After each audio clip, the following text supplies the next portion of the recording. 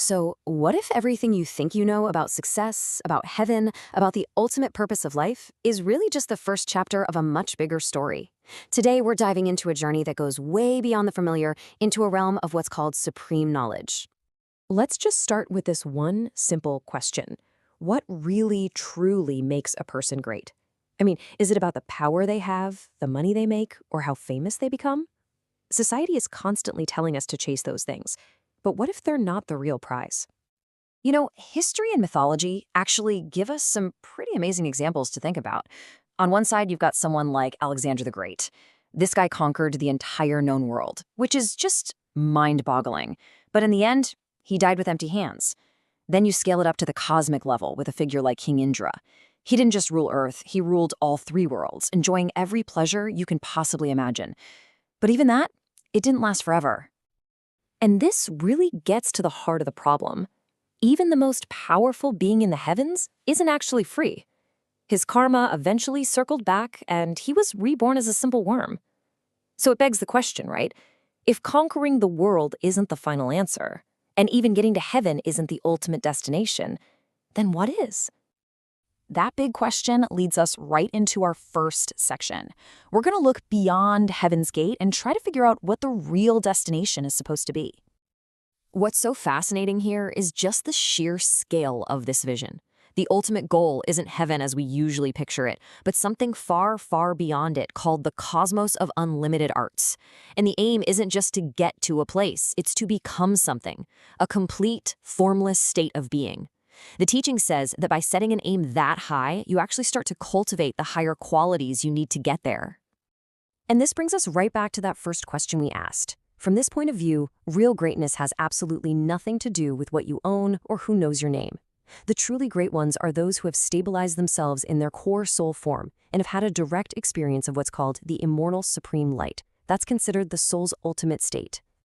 Okay, so if that's the goal, how in the world do you get there? Well, that brings us to the path of knowledge, which is a very different kind of spiritual practice. A lot of spiritual paths we hear about focus on outward things, devotion, like fasting or chanting or different rituals. And those things definitely have their place.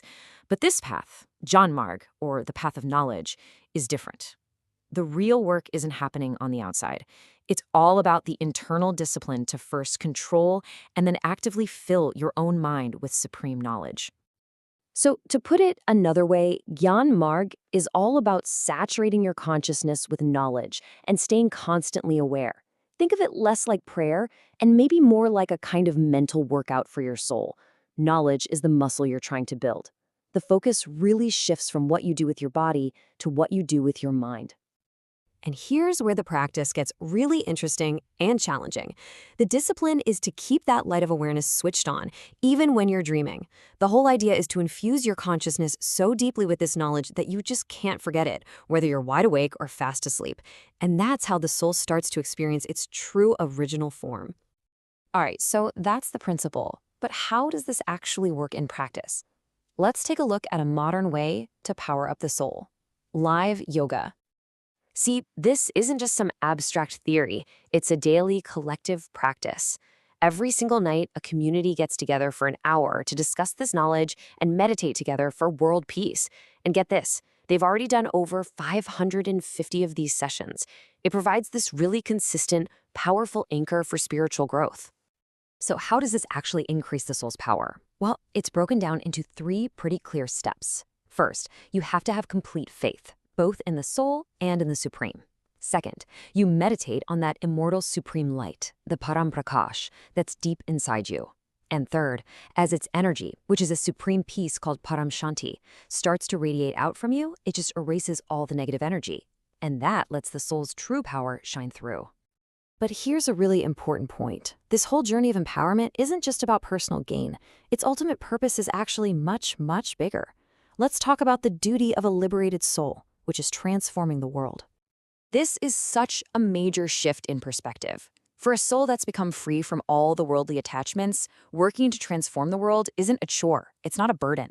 It's a duty that's done with joy. The texts use the term kushi kushi, which means happily and willingly. Your personal ego kind of steps aside, and the soul just becomes an instrument, acting with the power and inspiration of the Supreme. And this quote from the source material just nails it. The soul who is liberated from worldly attachments is the only one who considers universal service as their duty and does it happily. It's not something you have to do, it's something that becomes a natural, joyful part of who you are. So what happens when the soul's work here is done? What's the final leg of this incredible journey after it leaves the body? Well, that brings us to our final section, a journey that goes beyond the speed of light. I have to say, I love this comparison. Science discovered the speed of light and basically said, that's it, that's the universal speed limit, nothing goes faster. But ancient Vedic texts talk about an even higher velocity, called param, which means supreme speed. And they say that at the moment of death, a soul that has realized its true nature achieves this unbelievable speed. So how fast are we talking? It's practically instant.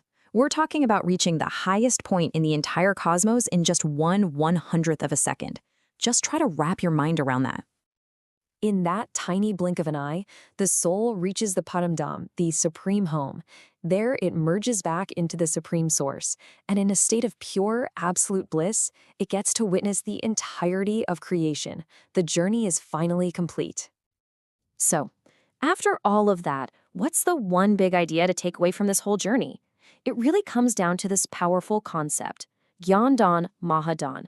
The greatest charity, the greatest gift you can give, isn't money or things, it's the gift of knowledge. Because according to this teaching, sharing this kind of supreme knowledge is the only thing that can truly transform the world. And that really leaves us with one final thought, a question for you to take with you from this explainer.